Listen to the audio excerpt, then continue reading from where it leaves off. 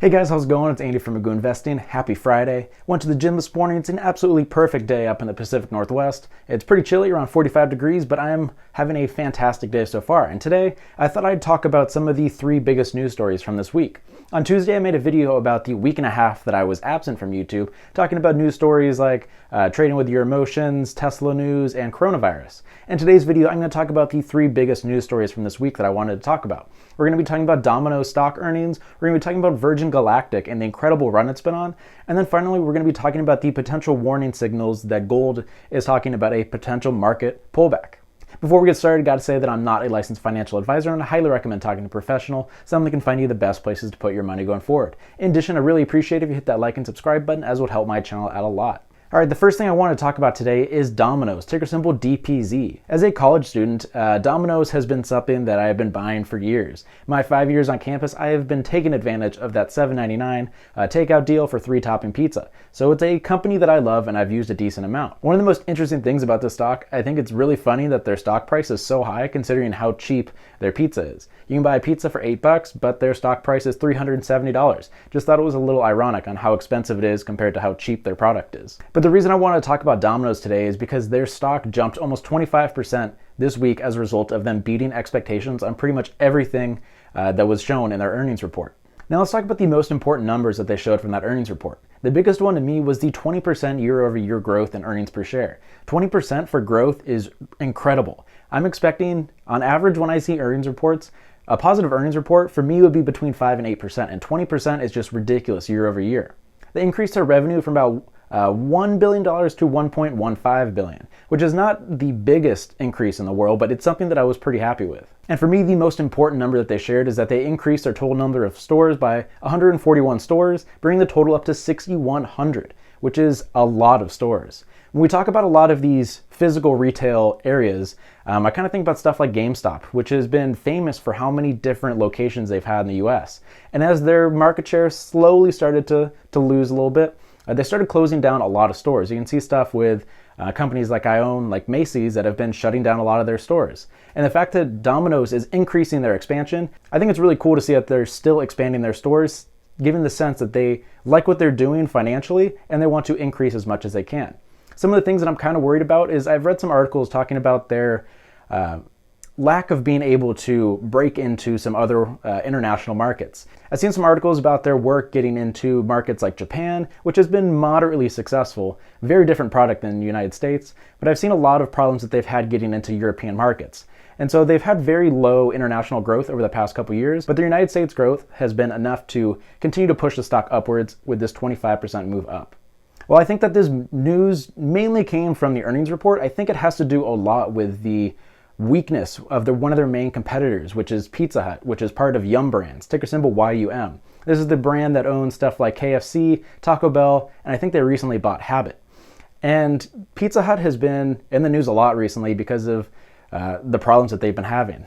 In a market like pizza, where it seems like consumers are able to flip-flop between their preferences and brands like Domino's, Pizza Hut, all those other, there's so many of them out there. It seems like Domino's is starting to get a higher percent of the market as stuff like Pizza Hut has been falling out of favor recently. And so seeing these numbers, the fact that they're expanding and Pizza Hut has been doing very poorly recently, I like the long-term potential of Domino's. After a move of 25 to 30%, I was like waiting a couple days or even up to a week to see what the market does after that incredible move. A lot of times when you get a 20 to 30% move, the market wants to sell it off a little bit, lock in some of the profits, and that's when you are looking to take a position. You're looking for that pullback after the massive move to make sure you don't get in right before it falls.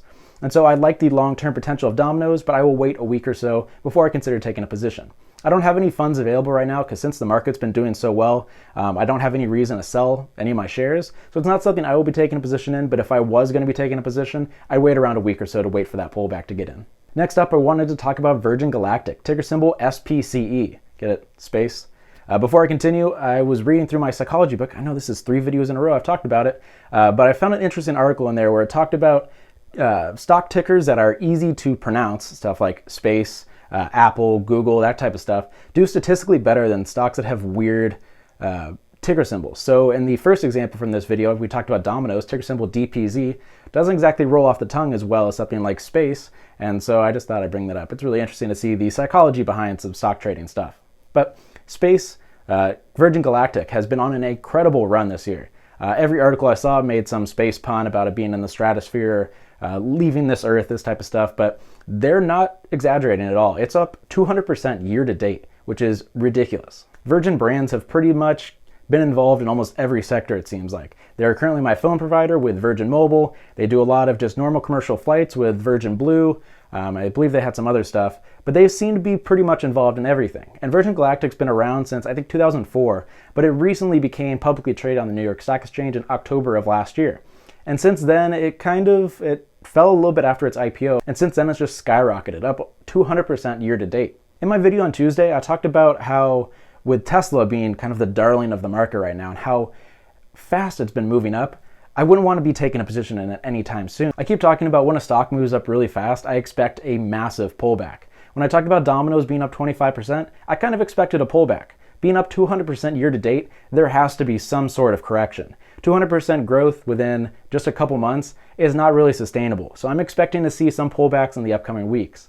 Just today, it's down 8%, I think as a result of people starting to sell off some of their shares, locking in that profit. Virgin Galactic is a really interesting company because it's currently the only commercial spaceflight company out there. It's a very small niche right now, but I love the fact that they're trying to get involved with this. I think it's going to be a long time before they can actually make this realistic and usable in the current market that we have. But the fact that they're working to try to make this happen, and it seems like investors are wanting to get behind it, which is why the 200% increase in their stock price makes a lot of sense. If I was going to be taking a position in Virgin Galactic, I would be very cautious on my position. I kind of think of it similar to the way that I think of my Bitcoin position, where I add to it every once in a while, but I'm not going to put in a bunch of money at one time. I'm going to slowly add in. And when I put money into it, I kind of expect to be losing money for a while. My Bitcoin position has been down for probably 95% of the time that I've held my position. I've just kind of accepted that Bitcoin is very volatile overall, and I think it's important to think about Virgin Galactic in the same way. It's something that if you want to be a part of it, I'd say absolutely go for it. Just expect that there's probably going to be some crazy movement in the stock. 200% going up means that can easily go back down to the levels it was before. I think Virgin Galactic is a great example of understanding the risk involved with companies and weighing that against the potential that you see in the company. You may not really understand how the business works exactly, but the idea of commercial spaceflight may make it so that you want to take a position in the stock. But understanding the risk involved with something as crazy as spaceflight and something as ridiculous as being the first commercially spaceflight that's traded on the New York Stock Exchange, there's a lot of risk involved. So I think just understanding the risk involved with a company like this is something that's really important. We've seen the success of other commercial space stuff with SpaceX. However, I would not expect SpaceX to be on the New York Stock Exchange anytime soon. Elon Musk has been very adamant about the fact that he wants to keep complete control over the company and make sure that it does kind of the mission that he brought it out to do. And so having an opportunity like Virgin Galactic may be an option for people that have seen the success that SpaceX has had and wants to get involved in the space sector.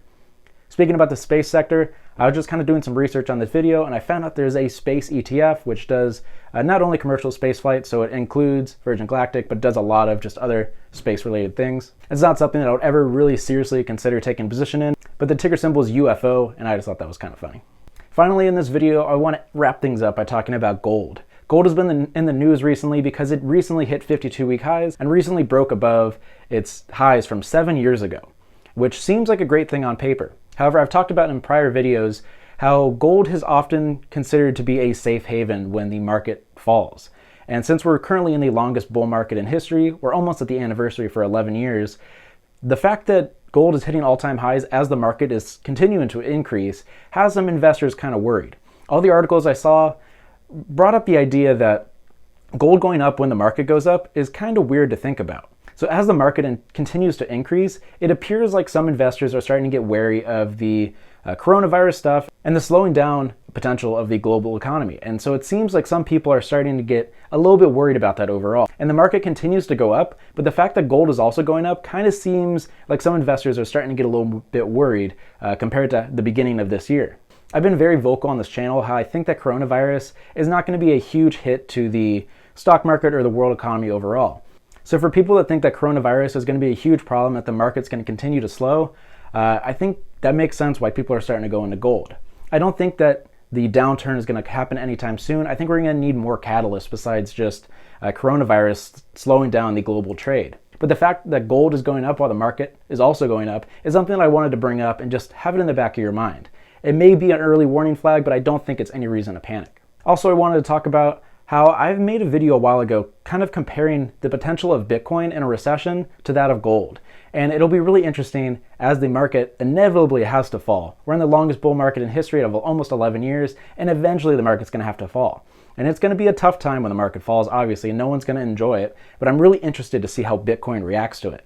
The entire time that Bitcoin's been around, we've been in a bull market. And this will be the first time that we can kind of see how investors view Bitcoin as the rest of the market falls. It's very well known that people like going into gold, into more stable commodities when the market falls, and I'm curious to see if they treat Bitcoin in the same way. Obviously, it's incredibly volatile, but the fact that it's not bound together by some global currency or by a government makes me think that it's a potential safe haven as the market falls. That's just my opinion. I'm very curious to see what you guys have to say about it, so let me know in the comment section down below.